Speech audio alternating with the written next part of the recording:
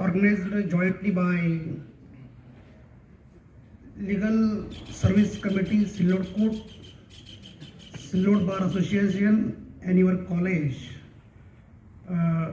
Respected dais, dignitaries on the dais, of the dais, and you all students.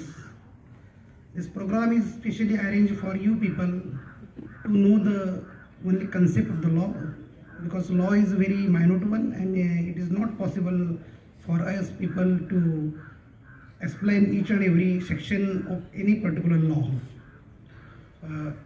अब तक मैंने सिर्फ मराठी में स्पीच दिया है, लेकिन आप उर्दू में तालीम करते हैं तो मैं प्रयत्न करूँगा हिंदी और इंग्लिश मिक्स करके आपको दो बातें बोलने की प्रयास करूँगा।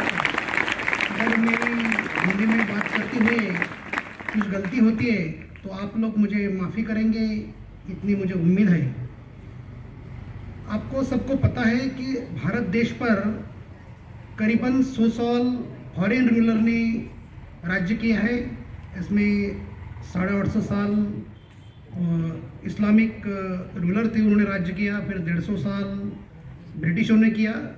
फिर 1947 में on 15 August India got independence, and to conduct the independent India we Indians prepared Indian Constitution. So on the 9th December 1946, first meeting of Constitution Committees was held under the presidentship of Dr. Rajendra Prasad, who was president of the Indian Constitution Committee. Thereafter, over the period of 2 years, 11 months and 17 days, Constitution was prepared, and the same was accepted on the 26 November 1949, and it was implemented on 26 January 1950. That is why on every 26 January we celebrate Indian Republican Day as a token of Republican country. So Indian Constitution is our fundamental law. यानी भारतीय संविधान जो है, भारतीय संविधान अपना भारतवासियों का जो मूलभूत कायदा है, फंडामेंटल लॉ है। और इस फंडामेंटल संविधान के तहत, संविधान के चौकोन में सब लॉ बनाना, ये कानून बनाने वालों की जिम्मेवारी है।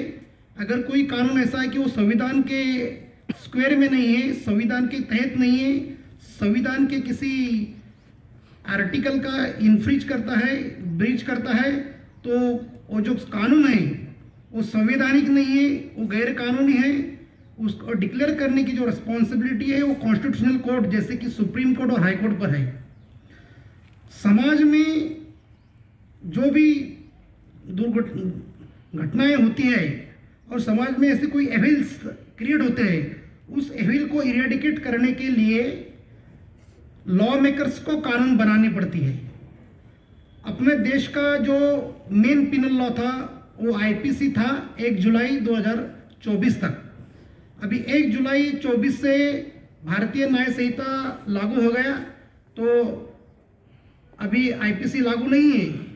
लेकिन जो जो घटनाएं 1 जुलाई 2024 के पहले हुई है उनको दंडनीय जो लॉ है वो आईपीसी लागू होगा, लेकिन 1 जुलाई के बाद में जो भी घटना घटी उसको भारतीय न्याय संहिता भी लागू होगा।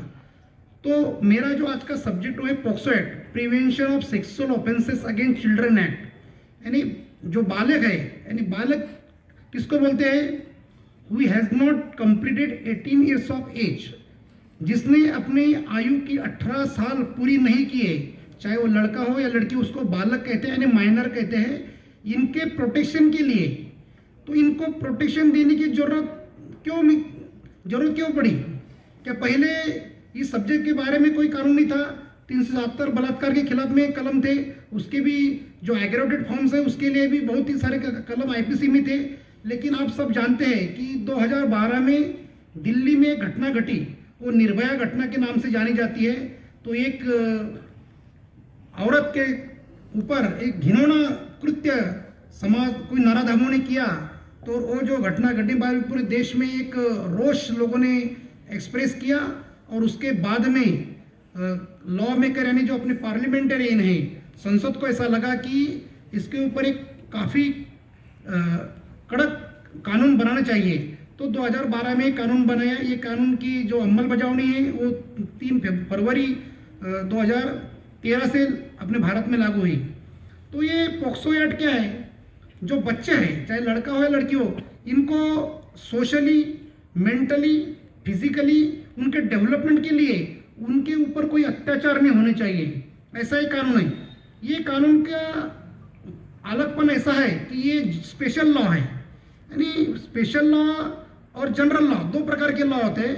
अपना आईपीसी जो है और आज का बीएनएस जो है ये जनरल लॉ है।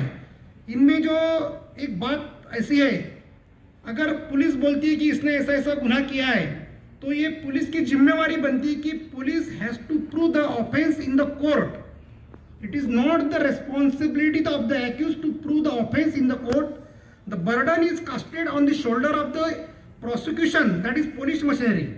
They have to prove it before the court beyond reasonable doubt. Then and then court will hold him guilty and punish him. But this POCSO act की खासियत ऐसी है कि इसमें एडवर्स बर्डन है।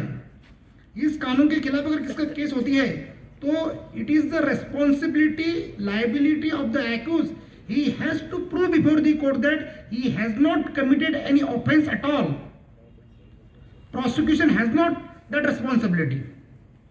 So the rate of conviction यानी शिक्षा होने का जो प्रमाण है इस लॉ में वो ज़्यादा है।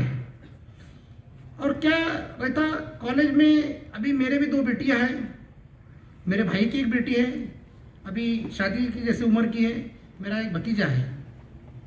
तो क्या होता है 11वीं 12वीं का जो उम्र रहती वो उम्र के कुछ दोष रहते, कुछ गुण भी रहते।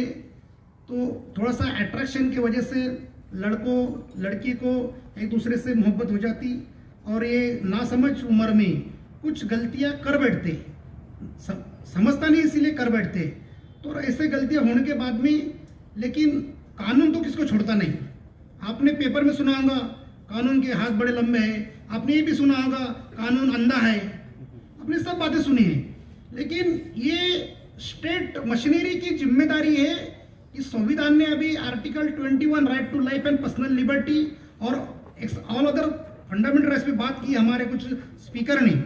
तो ये स्टेट की कॉन्स्टिट्यूशन ने this liability is casted upon the shoulder of the state, that state should protect every right of citizen. तो